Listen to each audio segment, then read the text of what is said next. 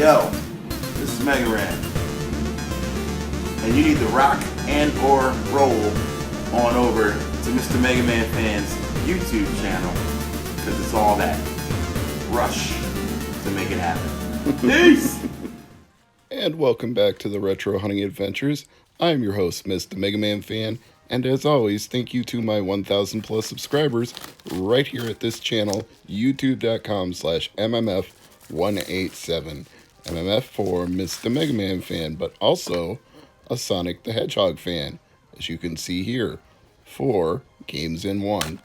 One of the very few Sonic collections to actually include Sonic the Hedgehog 3, which to this day is still widely debated as to the reasons. Could be because Michael Jackson was a composer, but nobody's ever been 100 on that, even though there are a lot of similarities between things Michael Jackson did and things that ended up in the soundtrack of that game. And the PC version of the game was different, so that alone is kind of a tip-off. But we also have Star Wars Episode 1 Battle for Naboo, property of Blockbuster Video, which leads me to think I'm probably going to have to get a Q-tip and some rubbing alcohol and give that one a good scrub before I'll be able to add it to the collection. But we've got one more envelope to go, and then the testing can begin in full force. What do we have inside this one? A garbage bag. No, actually, there's something inside. I'll have to unwrap it, though. And once we dig through all the layers, we can see that it is Rat Attack, formerly property of Nathan Wood, thanks to his handwriting all over the front of the cartridge, but now property of Mr. MegaManFan. At least it's not a rental cartridge, so hopefully that one won't need as much cleaning, but now I shall go get the Q-tips and the rubbing alcohol, and the cleaning shall commence. For those of you who are new to collecting or new to this channel, the procedure is pretty simple. You dip one end of the Q-tip in the rubbing alcohol, you get the excess off by wheeling it back and forth until it's just lightly wet, and then you stick it inside the cartridge. That's what she said. You stick it inside the cartridge, and then you rub back and forth gently over the contacts on both sides, front and back. It's like brushing teeth, really, except instead of toothpaste and a toothbrush, it's a Q-tip and rubbing alcohol. And the reason you use rubbing alcohol is because water would corrode it, saliva will destroy it, which is why I never blow in cartridges, ever, because that'll just rust out the contacts real quick. Water and spit are both terrible ideas. Rubbing alcohol, that will dry quickly and evaporate any traces that are left behind. The higher concentration it is, the better. 90-10 would be preferable. I think this is 70-30, but it does the job for me. Next time I buy a bottle, I'll buy the stronger stuff. As you can see, the Q-tip gets pretty dirty when you wet it and use it to clean the contacts, and then you use the opposite side of the Q-tip to dry. And once all of those things are done, and you feel certain that the cartridge is properly cleaned, then you can put it in your Nintendo 64 or whatever cartridge-based system that you use. But I do recommend when you buy stuff that you clean it first. And I know some of you are going to say, well, I bought it from a game store. Surely they cleaned it. Surely not. I can't tell you how many times they've just tested a cartridge and put it on display and never properly cleaned it. And if it was already full of gunk when they tried it once and got lucky, then it's still full of gunk when they put it on the shelf, and might even have accumulated more by sitting there in dust and debris and being handled by how many people before you bought it. So when you get it home, clean it. That's my advice to you. Friendly advice, but it's helpful because you don't want to put gunk in your system that was in somebody else's system, and you don't want to have to test a cartridge multiple times. Once is best. After a couple of minutes of cleaning the second one, I think the first one is completely dry, and it looks like it's working just fine.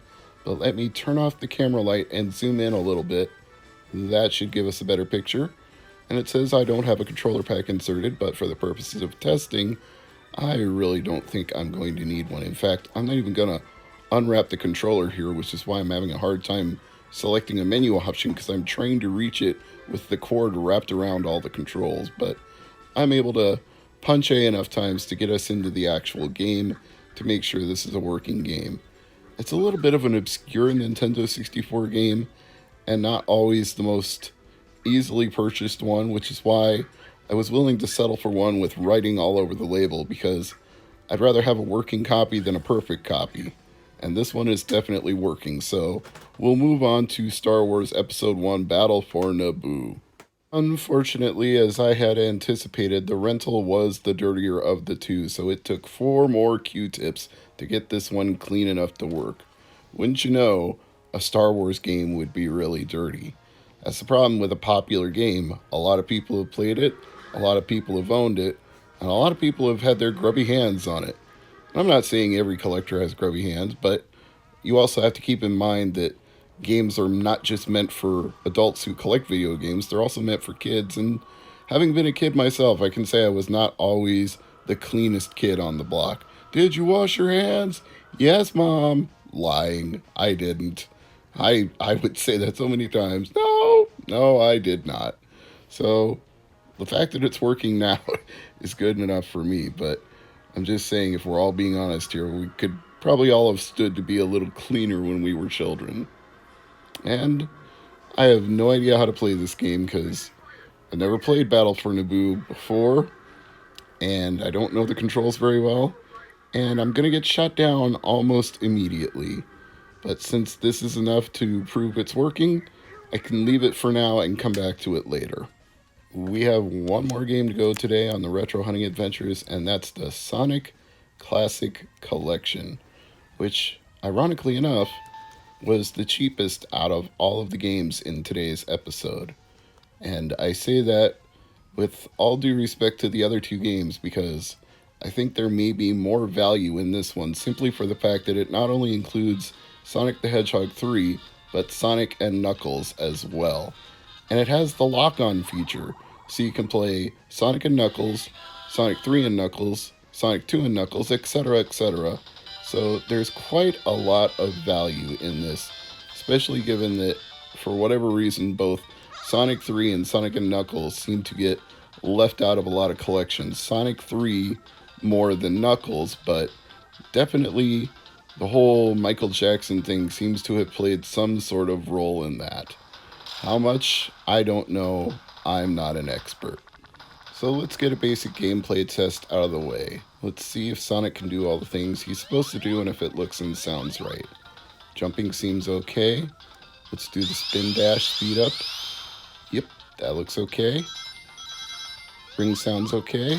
Platforming okay. Breaking the boulder is okay. So yeah, I think we're good with that. And as you can see from the menu, we've got all the different lock-on options for Sonic in Sonic 2 and Sonic 3. Sonic and Knuckles never worked on the original Sonic the Hedgehog. It would just take you to that bonus 3D maze where you have to collect all the gems, except of course you're not collecting them in that version.